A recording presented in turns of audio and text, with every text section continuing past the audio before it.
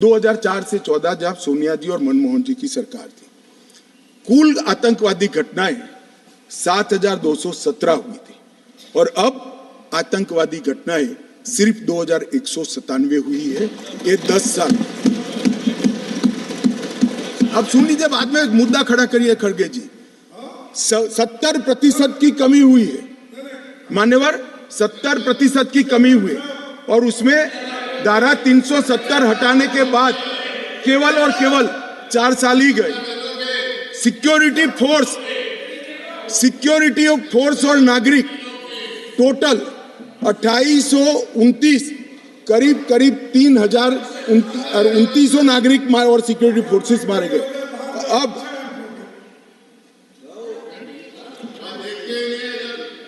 मान्यवर 3,000 नागरिक उस वक्त 4 से 14 में मारे गए, 14 से 23 में 891 नागरिक मारे गए। 70% की कमी सिक्योरिटी फोर्सेस और नागरिक, और सिक्योरिटी फोर्सेस की मृत्यु में भी 50% की मान्यवर कमी।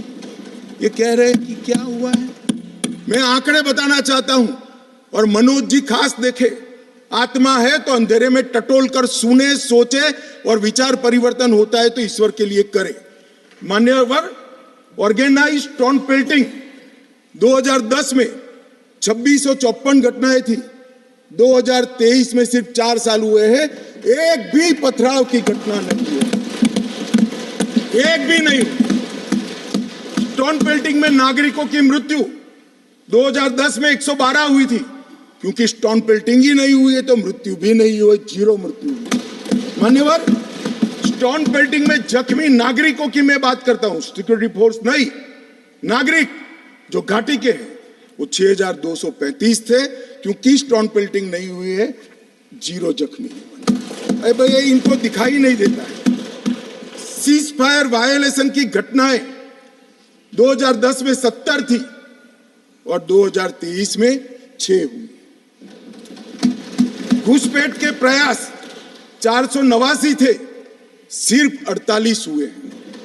मान्यवर, वापिस लौट गए आतंकवादी 18 थे 2010 में, अभी 281 आतंकवादी घाटी छोड़कर।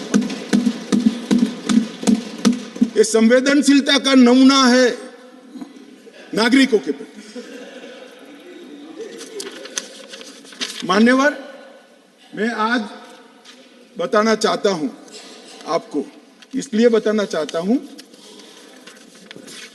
कि हमने सिर्फ टेररिज्म के खिलाफ आवाज नहीं उठाया है, टेररिज्म के खिलाफ आवाज नहीं उठाया है, इस पर आक्रामक कार्यवाही करी, ऐसा नहीं है। हमने टेररिज्म की इको सिस्टम को खत्म करने का काम किया। जो टेररिज्म को फाइनेंस करते थे उन पर भी काम किया है। एनआईए द्वारा टेरर फाइनेंस के केस 32 रजिस्टर किए गए, 2014 के पहले एक भी। स्टेट इन्वेस्टिगेशन एजेंसी ने टेरर फाइनेंस के केस 51 रजिस्टर किए, पहले स्टेट इन्वेस्टिगेशन एजेंसी की जरूरत ही महसूस नहीं की गई थी। और मान्यवर, 229 टेरर फाइनेंस केस में अरेस्ट हुई है, 150 करोड़ की प्रॉपर्टी सीज हुई है, 57 प्रॉपर्टी सीज हुई है और एसआईए द्वारा 134 बैंक अकाउंट में लगभग 100 करोड़ से ज्यादा रकम को फ्रीज करने का काम नरेंद्र मोदी। ये जो कह रहे हैं क्या बदलाव आया, मैं दिखाता हूं बदलाव क्या है। मान्यवर, आज मैं इतना कह रहा हूं कि हमने एक बहुत बड़ा कठोर निर्णय सुरक्षा की दृष्टि से हमने उठाए हैं। मान्यवर, मैं आज बताना चाहता हूं, पहले 2014 के पहले और आर्टिकल 370 नाबूद होने के पहले आपने देखा होगा आतंकवादियों के जनाजों में 25-25 हजार की भीड़ आती। मैं सभी सदस्यों को कहना चाहता हूं, एक भी दृश्य अभी देखा है 370 के बाद? ना, कोई नहीं करता साहब, क्योंकि हमने निर्णय किया है जो भी आतंकवादी मारा जाएगा उसी जगह पे संपूर्ण धार्मिक सम्मान और रीति रिवाज के साथ वहीं दफना दिया जाएगा। ये स्टोन पेल्टिंग क्यों कम हुई? जितनी नौकरियों की एडवर्टाइज है इसमें सरकार ने तय कर लिया है कि स्टोन पेल्टिंग का एक भी केस अगर रजिस्टर है तो वो परिवार में से किसी को नौकरी नहीं मिली। क्यों ये विदेश भागकर आतंकवाद करते हैं? वो लोग डरे हैं क्योंकि हमने तय किया है जिसका परिवार का जन पाकिस्तान बैठकर आतंकवाद को प्रोत्साहन देता है उसके परिवार में किसी को नौकरी नहीं मिलेगी। मान्यवर, हमने तय किया है कि जो टेलीफोन रिकॉर्ड के आधार पर प्रस्तापित होता है कि किसी का परिवार का व्यक्ति लिप्त है आतंकवाद को बढ़ावा देने में, तो नौकरी में है तो भी उसको डिसमिस करने के सर्विस रूल्स हमने बनाए। मान्यवर, जीरो टेरर प्लान और कंप्लीट एरिया डोमिनेशन के माध्यम से पूरे टेररिस्ट प्रभावित क्षेत्र को आज हमने सुरक्षित करने का काम किया है। मान्यवर, आज मैं कहना चाहता हूं, जेल अड्डा बनकर पड़ी रही थी।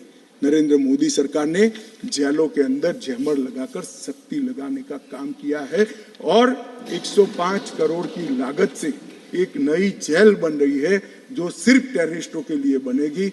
मैं विश्वास के साथ कहता हूं वो जेल की सुरक्षा कोई भेद नहीं पाएगा और टेररिज्म के अंदर कोई अपना योगदान नहीं देगा। मान्यवर, बार काउंसिल में भी जो समर्थक थे उनको भी संदेश कर दिया गया है और रोजगार, पासपोर्ट और गवर्नमेंट कॉन्ट्रैक्ट के लिए भी हमने ढेर सारी चीजें करी हैं।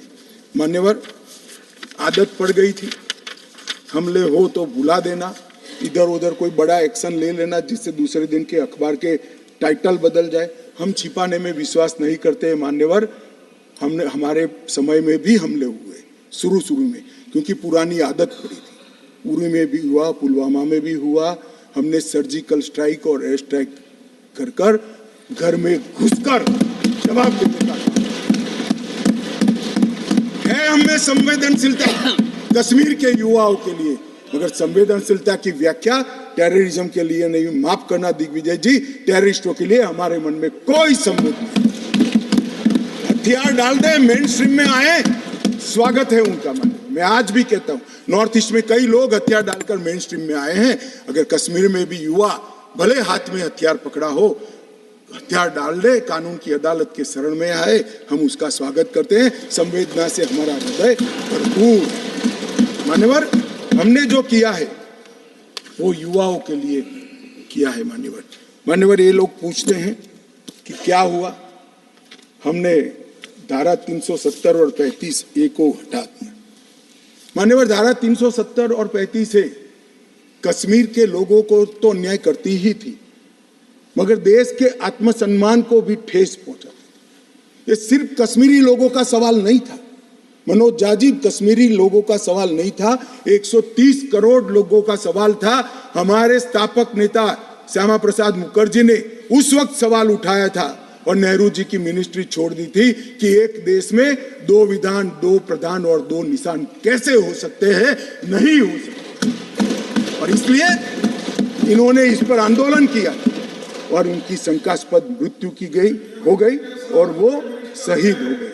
मान्यवर, आज मुझे आनंद है, कश्मीर के लिए मरने वाला हर फौजी, छोटे से छोटा व्यक्ति, नागरिक से लेकर श्यामा प्रसाद मुखर्जी तक, जिनने बलिदान दिया है, वो सभी लोगों की आत्मा आज इस देश में से 2 विधान, 2 निशान और 2 प्रधान समाप्त कर संतुष्टि का सांस लेगी। आज सुप्रीम कोर्ट का फैसला मान्यवर ऐतिहासिक फैसला है और ये फैसले को मैं बहुत मन के साथ 130 करोड़ की जनता की ओर से स्वागत भी करता हूं और अभिनंदन।